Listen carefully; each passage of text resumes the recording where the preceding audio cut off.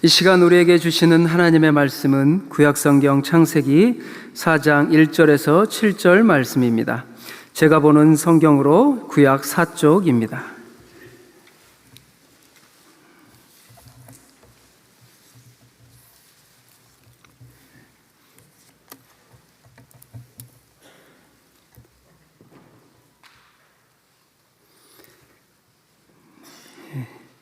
창세기 4장 1절에서 7절 말씀을 교독하시겠습니다.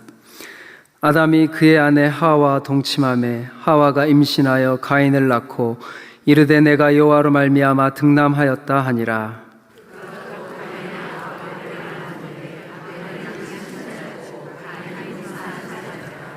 세월이 지난 후에 가인은 땅의 소산으로 제물을 삼아 여호와께 드렸고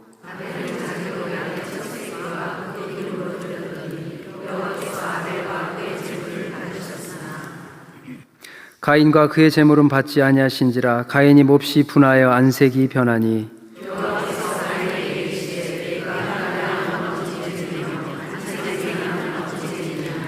내가 선을 행하면 어찌 낯을 들지 못하겠느냐. 선을 행하지 아니하면 죄가 문에 엎드려 있느니라.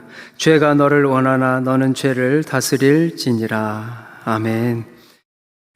2001년 4월 15일 주일 예배를 저는 잊지 못합니다.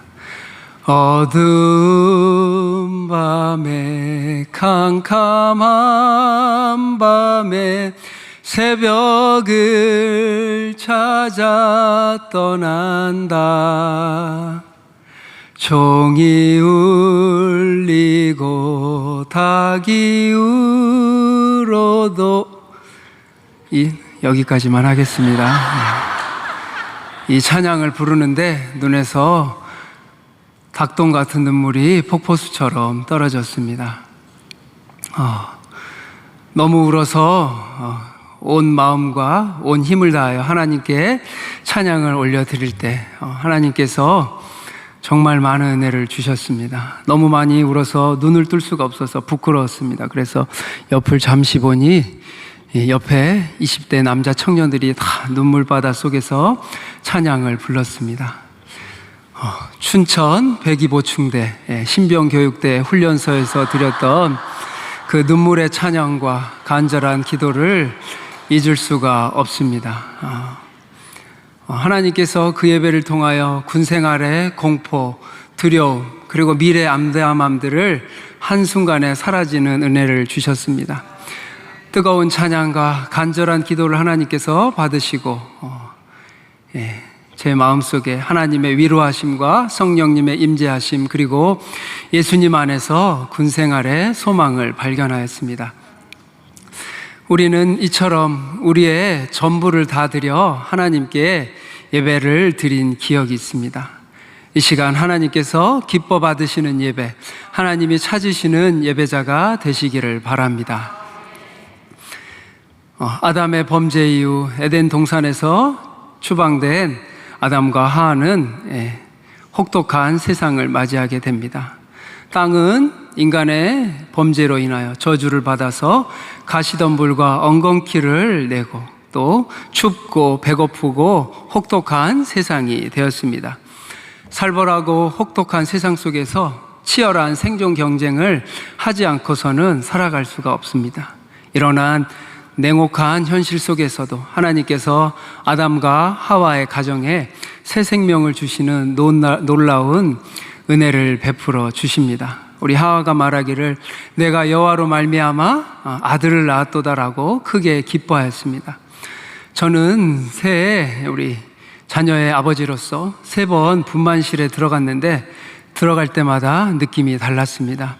아들아 빨리 나와라, 아들아 빨리 나와라, 엄마 딸아 빨리 나와라, 딸아 빨리 나와라, 아들아 빨리 나와라, 엄마 쓰러진다, 엄마 지친다라고 간절히 기도하고 홀로 찬양을 하였습니다. 아들을 낳은 하와의 기쁨도 잠시 하와가 갸우뚱합니다. 가인이 왜 저러지? 왜 저런 행동을 하지? 하고 생각을 하고 있을 때 시간이 지나서 하나님께서 하와를 통해 아벨, 둘째 아들을 낳습니다. 그런데 둘째 아들의 이름은 그 의미는 허무, 안개, 티끌과 같이 사라지다라는 의미가 있습니다. 그래서 아들 낳아봐야 소용없다고, 그때부터 아들 잘 키워봐야 쓸모없다는 이야기가 있었나 봅니다. 그래도 저는 저의 두 아들을 사랑합니다. 네. 아들이 자라서 2절에서 보면 아벨은 양치는 목동이 되었고 가인은 농사하는 농부가 되었습니다.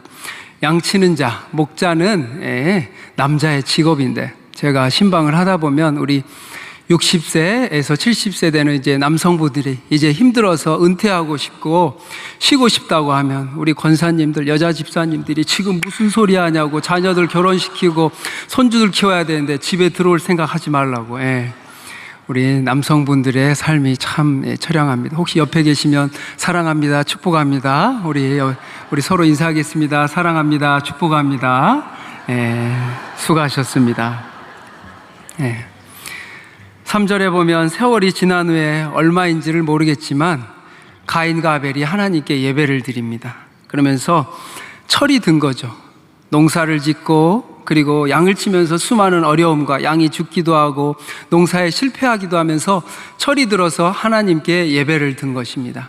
가인과 아벨이 고통을 생각하고 고난을 생각하고 죽음을 생각하고 영생을 생각하면서 하나님을 찾게 되는 것입니다. 여기서 세월이라는 단어는 히브리어로 캐치라는 단어인데 인생의 끝, 수학의 끝, 노력의 끝이라는 의미를 가지고 있습니다. 가인과 아벨이 자신의 모든 수고와 노력의 끝에 이르렀을 때 하나님 앞에 평가를 받게 된 것입니다.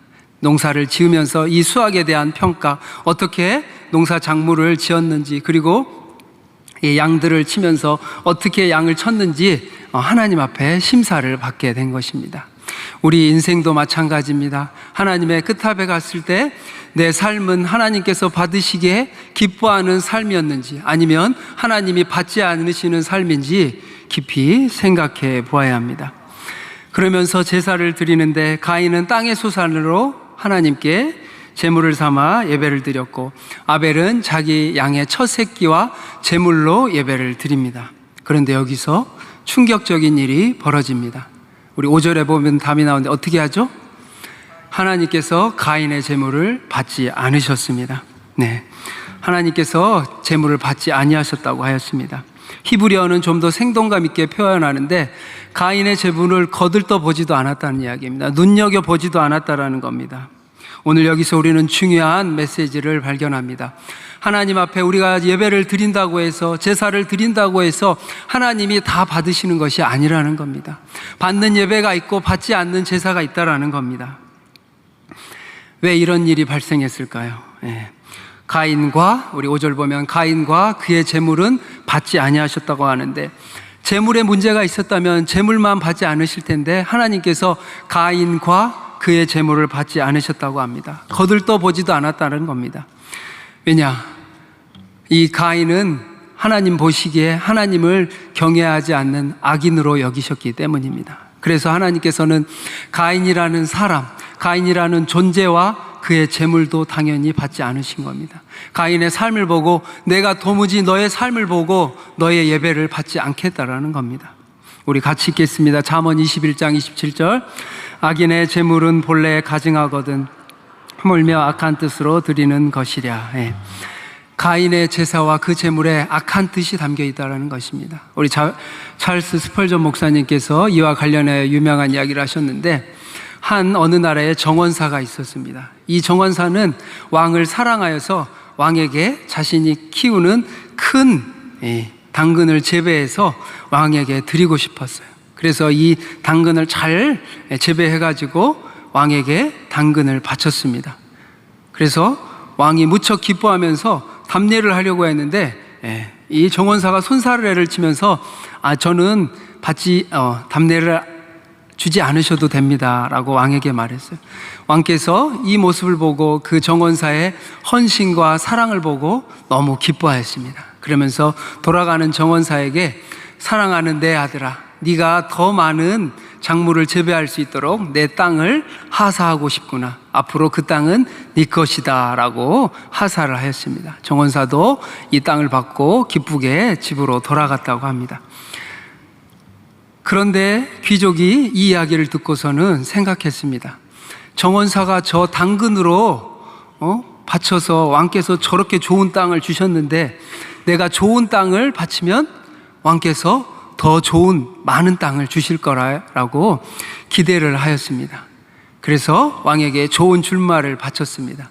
그런데 왕은 이 귀족의 마음을 꿰뚫어 보고 말했습니다. 그대는 내가 정원사에게 행한 것처럼 선물 주기를 기대하고 있어. 그러나 나는 당신에게 선물을 주지 않겠소. 정원사는 나에게 당근을 주었지만 당신은 자기 자신에게 말을 바쳤어. 우리가 하나님 앞에 드리는 예배 잘못된 모습의 형태입니다. 하나님 앞에 온전한 마음과 뜻과 정성을 다하여 하나님께 예배를 드리는 예배가 있는가 하면 나의 목적과 복을 받기 위해서 하나님을 이용하고 도구로 사용하는 잘못된 예배를 드리고 있습니다. 하나님께서는 이런 예배를 거부하십니다. 내가 너의 그 악한 예배를, 악한 제물을 거부하노라. 가인은 하나님을 알지 못했고 하나님의 방식으로 예배를 드리지 않았습니다. 방자하게 자기 자신의 마음대로 예배를 바친 것입니다. 자기 중심적 예배는 우상 숭배입니다. 하나님께서 이것을 거부하십니다. 하나님께서는 성도의 겉모양, 외모도 보시지만 그 마음의 중심을 보십니다. 어떠한 마음으로 예배를 드리는가, 어떠한 마음으로 제사를 드리는가. 하나님은 가식적이고 형식적인 예배를 거부하십니다. 우리 이사야 1장에 보면 하나님이 싫어하는 예배의 모습이 나와 있습니다. 무수한 제물이 내게 무엇이 유익하뇨? 순념소의 피를 기뻐하지 아니하노라. 내 마당만 밟을 뿐이라. 악을 행하는 것을 내가 견디지 못하겠노라. 너희 손에 피가 가득함이라. 하나님께서는 이런 제사를 받지 않습니다. 우리가 몸은 이곳에 앉아 있지만 스마트폰을 하고 그리고 예배 설교가 시작하면 왔다가 설교가 끝나면 나가버리고 몸은 여기 있지만 드라마 생각, 명품 생각, 주식 생각, 스포츠 생각, 맛집 생각하고 그런 예배를 하나님은 거부하십니다. 내가 기뻐하지 아니하노라. 너의 손을 피를 보라. 하나님은 이런 것들을 거부하십니다. 그러자 하나님께서 제사를 받지 않자 가인은 몹시 분하여 안색이 변합니다. 하나님, 내가 이렇게 드렸는데 왜 안 받으세요? 내가 이렇게 제물 드렸잖아요. 우리의 신앙생활하면서 내가 하나님을 위해 교회를 몇 년 섬겼고, 내가 하나님을 위해 찬양대를 몇 년 섬겼고, 내가 하나님을 위해 교사를 몇 년 했고, 하나님을 위해 찬양대 봉사, 주차 봉사, 식당 봉사를 몇 년 했는데 왜 안 받으시는 거예요, 하나님? 가인은 하나님께 화를 냅니다. 받으시란 말이에요, 하나님. 그러나 하나님은 이런 예배를 거부하십니다. 반면에 4절에 여호와께서 왜 아벨과 그의 제물을 받으셨을까요? 기쁘게 받으셨다고 합니다. 내 소사물의 처음 익은 열매로 여호와를 공경하라. 4절을 보면 아벨은 하나님께 그 양의 첫 새끼와 기름으로 예배를 드렸다고 합니다. 첫 새끼, 가장 좋은 최상품의 양을 하나님께 바쳤고 기름으로, 여러 마리를 좋은 양들을 잡아서 기름으로 예배를 드렸다는 것입니다. 아벨은 하나님께 마음과 뜻과 정성을 다하여 예배를 드렸습니다. 여기서 왜 하나님께서 아벨의 제사를 받으셨을까요? 하나님께서 아벨의 제사를 받은 것은 결코 우연이 아닙니다. 우리 히브리서 11장 4절 같이 읽겠습니다. 믿음으로 아벨은 가인보다 더 나은 제사를 하나님께 드림으로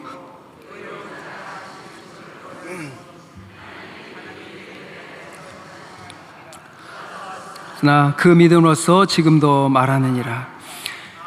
아멘. 히브리서 기자는 말합니다.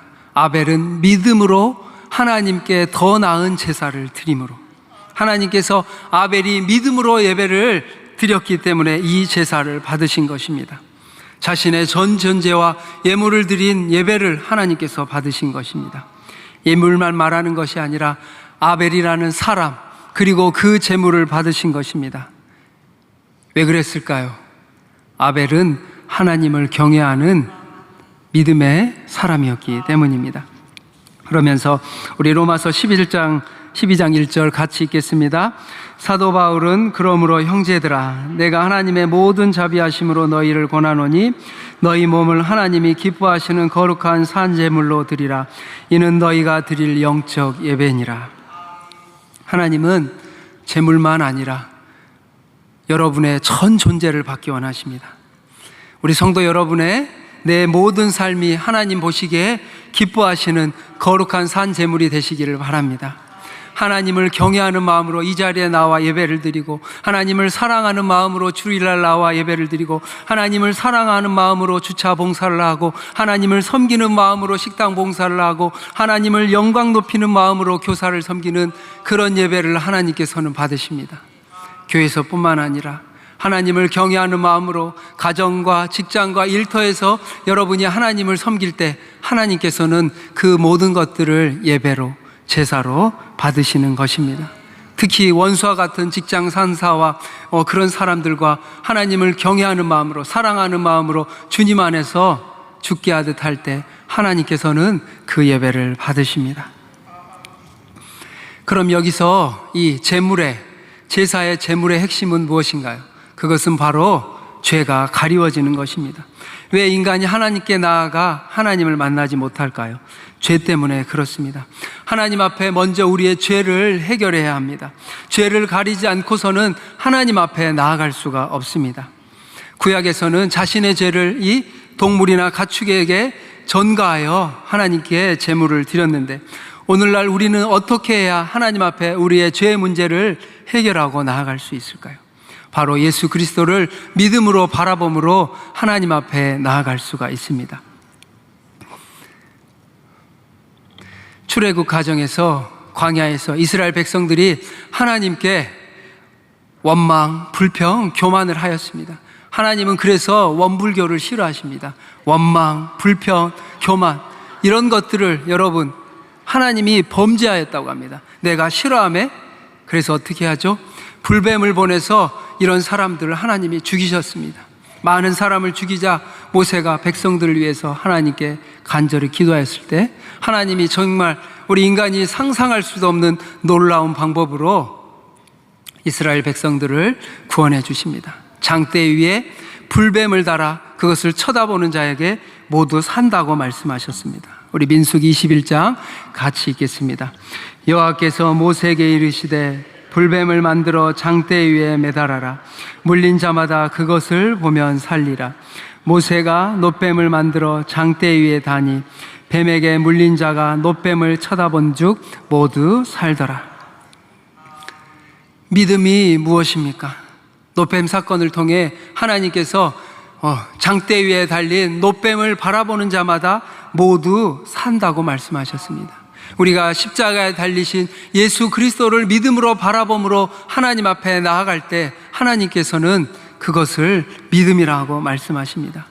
그리스도 예수 안에 있는 속량으로 말미암아 하나님의 은혜로 값없이 의롭다 하심을 얻은 자 되었느니라라고 로마서 3장은 말씀합니다. 그리스도 예수 안에 있는 속량이 무엇입니까? 하나님께서 대가를 지불하셨다는 겁니다. 여러분을 위한 십자가의 대가를 지불하셨다는 거예요. 값비싼 은혜를 우리가 누리는 것입니다. 그 예수 그리스도를 바라보는 것이 믿음입니다. 나를 위해 십자가에 달리신 예수 그리스도를 믿음으로 바라볼 때 우리는 하나님 앞에 의롭다고 여겨지는 것이며, 우리가 하나님을 바라봄으로 예수 그리스도를 향해 나아갈 때 하나님께서는 여러분의 예배를 받으십니다. 이것이 하나님의 놀라운 은혜입니다. 하나님이 받으시는 예배, 그것은 그리스도 예수의 보혈을 의지하여 주님만 바라보며 하나님을 높이는 것입니다. 저에게 주님만 간절히 예배를 드린 경험이 있습니다. 우리 많은 성도분들께서 기도해 주시고 또 격려해 주셔서 하나님의 은혜 속에 잘 해결이 되었는데, 우리 3년 전에 우리 민우가 큰 교통사고를 당했습니다. 그때 머리도 다치고 무릎도 다치고 바늘판도 다치고 해서 우리 현대 아산병원에 갔을 때 의사가 진료를 하더니 너무 어려서 치료를 할 수가 없다고 하였습니다. 현대 아산병원에서 치료를 할 수 없으니 도대체 어디 가서 수술을 할 수 있을까? 제가 굉장히 낙심을 했습니다. 그래서 이거 하나님이 고쳐주셔야 되겠다. 그래서 간절히 예배를 드리기 시작했습니다. 우리 가족들과 함께 매일 가정 예배를 드리며 1시간, 2시간 예배를 드리며 하나님 민우를 고쳐주십시오. 낫게 해주십시오. 하나님 현대아산에서 수술을 할 수 없으면 어디서 할 수 있을까요? 낙담하고 찾아라 했지만 하나님께 매일 가정 예배를 드리며 하나님께서 은혜를 주시고 저를 붙잡아 주셔서 하루하루를 버틸 수가 있었습니다. 이런 처지를 안 우리 현대아산 의사 선생님께서 혹시 모르니 전직 서울대 소아정형 의사 선생님께 가보라고 했습니다. 그분께 당장 달려가서 진료를 하였을 때 우리 의사 선생님께서 수술이 어렵지만 자신이 수술할 수 있다고 하였습니다. 그래서 정말 저에게는 복음이었고 너무나도 감사한 일이었습니다. 그래서 수술도 힘겹게 했지만 참 한 10개월간의 재활의 과정이 무척 어려웠습니다. 이렇게 우리 무릎 수술 해보신 분 알 거예요. 무릎 꺾는 게 굉장히 아프다는 걸. 그런데 이제 8살인 민우가 이것을 꺾을 때 막 자지러지게 울었어요. 그것을 그러니까 보면서 꺾어야만 하는 게, 제가 막 꺾어야 되는 게 이게 너무 힘들었어요. 이렇게 마치 자지러지게 우는 아이를 학대하는 것 같고 매정한 아버지 같은데 생각이 들 때 이거 하지 않으면 장애가 생겨서 정상적으로 걷지 못한다는 생각에 민우도 울고 저도 울면서 막 힘겹게 하나님께 정말 눈물로 무릎을 꺾었습니다.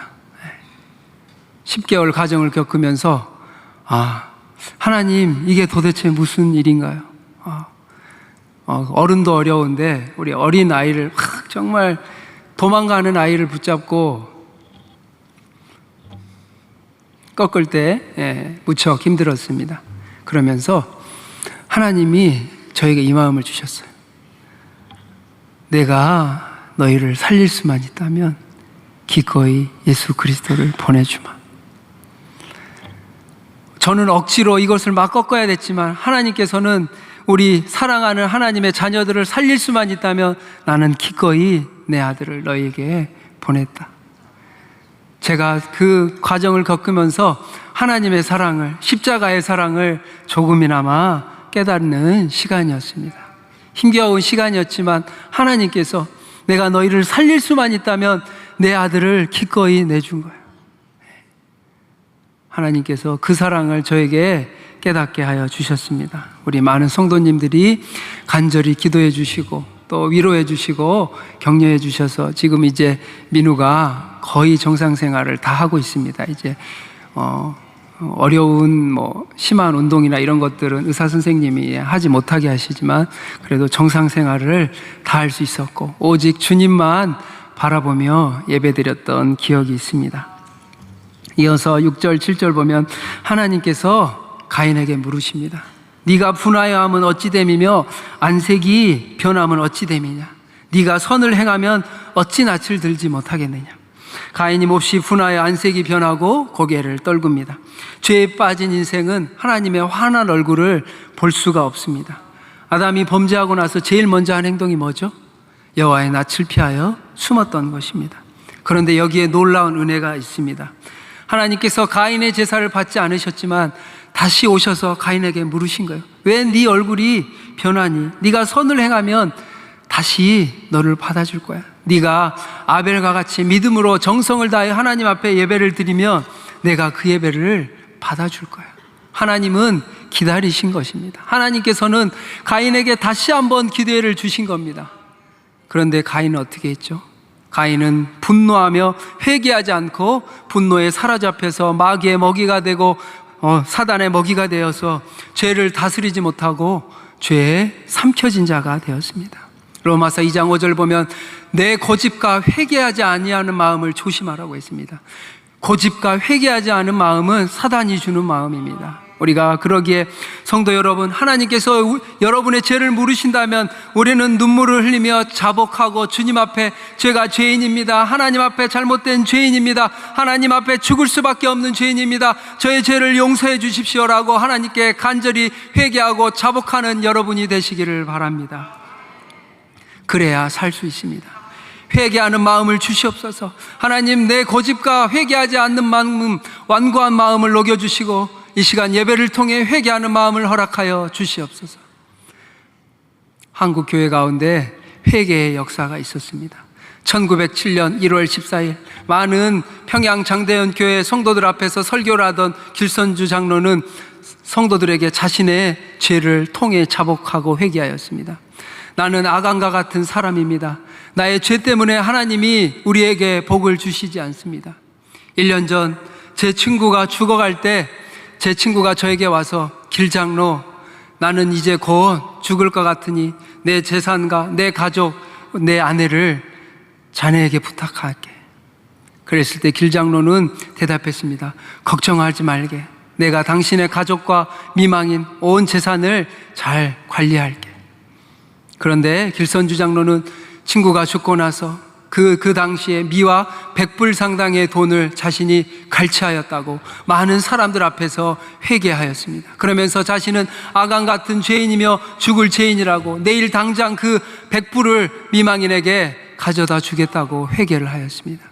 이 성령의 놀라운 역사를 통하여 그 장대현 교회에서 함께 예배를 드리던 수많은 사람들이 자신의 죄를 통해 자복하기 시작했습니다. 하나님, 내가 죄인입니다. 내가 거짓말을 하였고, 내가 남을 속였고, 내가 악독한 마음을 먹였고, 하나님, 남을 저주하였고, 남을 미워하였습니다. 남들을 원망하였습니다. 남을 교만히 쳐다보며 하나님, 수많은 죄들을 회개하며 자복하기 시작했습니다. 그래서 심지어 자신이 아내 외에 간음하였다는 것을 고백하고, 어떤 사람은 심지어 자신의 살인까지도 고백하는 놀라운 성령의 역사가 장대현 교회 가운데 임한 것입니다. 오늘 이 시간 회개의 영이 여러분 가운데 임하기를 바랍니다. 하나님, 우리 가운데 회개의 영을 부어주셔서 하나님 앞에 있는 수많은 우리의 죄를 회개하고 주님만 바라보며 우리 평양 장대현 교회 같은 놀라운 성령의 역사가 우리 천안중앙교회 가운데 있게 하여 주시옵소서. 하나님께서 이런 예배를 받으십니다. 이것을 기폭제로 하여 우리 평양 성령의 대역사가 우리 대한민국 전국 곳곳에 퍼지게 되었고, 수많은 성령의 역사들이 나타나게 되었습니다. 회개는 놀라운 은혜입니다. 회개는 성령의 역사입니다. 그러기에 하나님을 사모하십시오. 7절에 보면 선을 행하지 아니하면 죄가 문 앞에 엎드려 있느니라. 죄가 너를 원하나 너는 죄를 다스릴지니라. 사도 바울도 말했습니다. 로마서 7장에 선을 행하기 원하는 나에게 악이 함께 있다고. 이것은 죄를 다스리기 원하지만 우리 안에 죄의 갈망, 죄의 유혹과 충동이 있다는 것입니다. 모든 사람에게 죄의 갈망과 이 모든 쉽게 넘어지는 충동이 있다는 거예요. 그래서 하나님께서는 가인에게 뿐만 아니라 우리 모든 사람들에게 강렬한 죄의 충동과 욕망을 절제하고 관리하기를 말씀하고 계십니다. 그래야 우리가 조금만 방심하여도 오늘 본문은 말합니다. 결국 죄의 지배를 받는다는 거. 하나님을 떠난 인생은 죄의 지배를 받습니다. 사단의 지배를 받습니다. 오늘 본문 보면 죄가 너를 원하나, 이 말은 히브리어로는 우리 사도 바울이 말한 것처럼 마귀가 우는 사자와 같이 삼킬 자를 찾는다는 것입니다. 죄가 삼킬 자를 찾고 있다는 것입니다. 그래서 하나님을 떠난 인간, 우리의 죄성, 불평, 원망, 교만, 부정적인 생각과 감정, 성도 여러분, 어떻게 처리하시겠습니까? 우리 인간은 이것을 스스로 처리할 수가 없습니다. 이것이 마귀의 빌미가 되며 사단의 먹이가 되는 것입니다. 그래서 우리는 예수 그리스도를 바라봄으로, 십자가의 보혈을 바라봄으로 우리의 모든 죄를 회개하고 주님 앞에 나아가시는 여러분이 되시기를 바랍니다. 오늘날도 수많은 사람들이 한순간에 한 번의 타락으로 인해 그 생을 마감하는 경우를 너무나도 많이 봅니다. 죄는 여러분 무서운 것입니다. 죄는 결코 가볍게 볼 일이 아니라 죽음에 이릅니다. 성도 여러분, 예배의 생명을 거십시오. 예배는 사느냐 죽느냐 생명의 문제입니다. 오늘 이 시간 예배를 통해 하나님을 만나지 못하고 돌아가면 문 밖을 나가는 순간 사단 마귀의 먹이가 될 수 있습니다. 우리가 하나님 앞에 온전히 우리의 마음과 뜻과 정성을 다하여 예배를 드리며 아벨과 같이 믿음으로 예배 드리시는 여러분 되시기를 바랍니다. 그래서 지금 이 순간에도 수많은 성도들이, 수많은 청년들이 음란 중독, 게임 중독, 스마트 중독, 마약 중독, 중독에 빠지고 이단에 빠져서 수많은 영혼들이 고통당하고 있습니다. 그 영혼들을 불쌍히 여기시며 하나님 앞에 우리를 온전히 회개하며 십자가에 달리신 우리를 위해 십자가에 달리시며 보혈의 피를 흘리신 예수 그리스도를 바라봄으로 하나님 앞에 온전한 예배, 하나님이 기뻐 받으시는 예배를 드리시는 여러분이 다 되시기를 바랍니다. 기도하겠습니다. 사랑과 은혜가 많으신 하나님 아버지, 감사합니다. 우리를 사랑하여 주셔서 십자가에 예수 그리스도를 죽이시고 우리를 살리신 하나님의 그 크신 사랑에 감사를 드립니다. 하나님, 우리가 아벨과 같이 믿음으로 하나님께 영광을 돌리게 하여 주시고 주님만 바라보며 주님만 찬양하며 주님만 찬송하는 귀한 성도님들이 다 되게 하여 주시옵소서. 우리 안에 있는 수많은 죄악을 주님 앞에 회개합니다. 고집과 회개하지 않는 마음으로 우리가 붙잡혀 있지 않게 하여 주시고 십자가의 보혈 성령의 은혜로 우리가 주님 앞에 살아나는 놀라운 역사가 있게 하여 주시옵소서. 하나님, 우리가 드리는 예배가 생명의 예배, 우리의 목숨을 걸고 생명을 걸고 주님 앞에 드리는 온전한 예배가 되게 하여 주시옵소서. 주님께서 이 예배를 기뻐 받아 주실 줄 믿사옵고 예수 그리스도의 이름으로 기도합니다. 아멘.